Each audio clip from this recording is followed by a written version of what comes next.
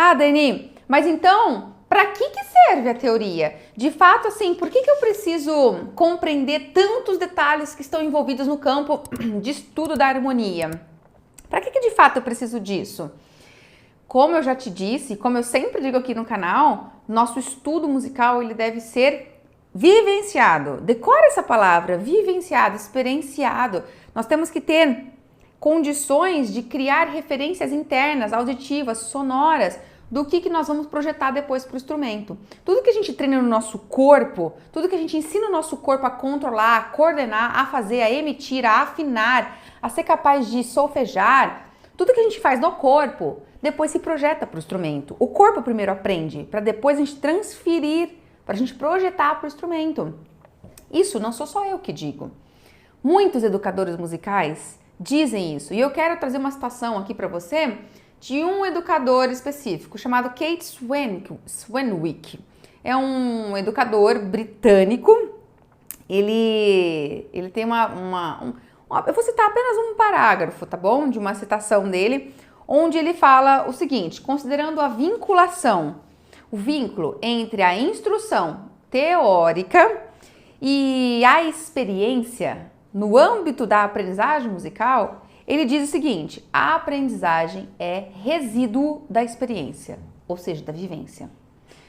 A compreensão musical reside numa dimensão diferente das atividades musicais, por meio das quais esse entendimento pode ser revelado e desenvolvido, como compondo ou improvisando, como tocando a música de outras pessoas ou respondendo a quando ouvimos música, ao estímulo musical.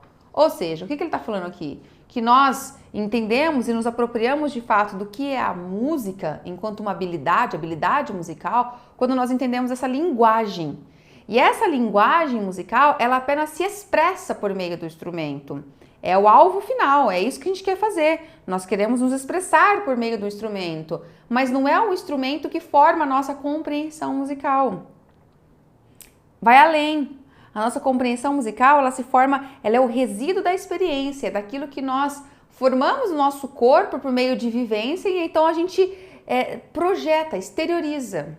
Entende? É para isso que serve a teoria, para consubstanciar a sua compreensão da linguagem musical. E quando eu digo aqui teoria, nós precisamos entender que dentro desse âmbito de teoria há muitas coisas.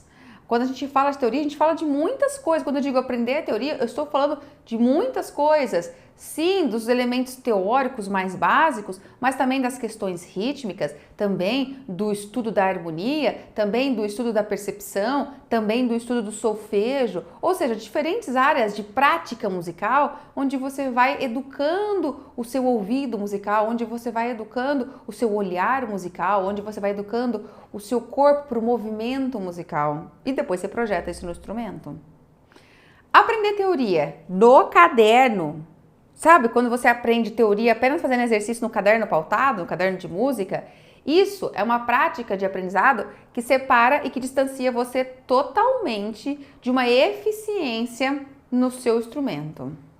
Como eu já sempre citei, eu repito, como eu sempre citei, como eu sempre cito, né? Não dá para esperar que um aluno faça conexão sozinho ou que você faça a conexão sozinho daqueles conteúdos que você aprende no caderno, sabe, o conceitual, para a prática.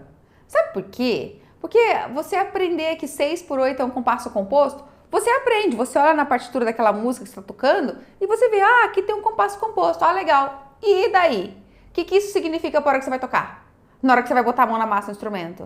O que isso traz de referência interna auditiva para aquele 6/8?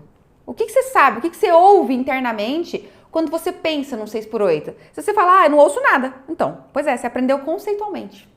Entendeu? Aprendeu conceitualmente. Apenas isso, mais nada. Então não adianta. A teoria pura pela pura não adianta nada. Ela não impulsiona a nossa prática instrumental.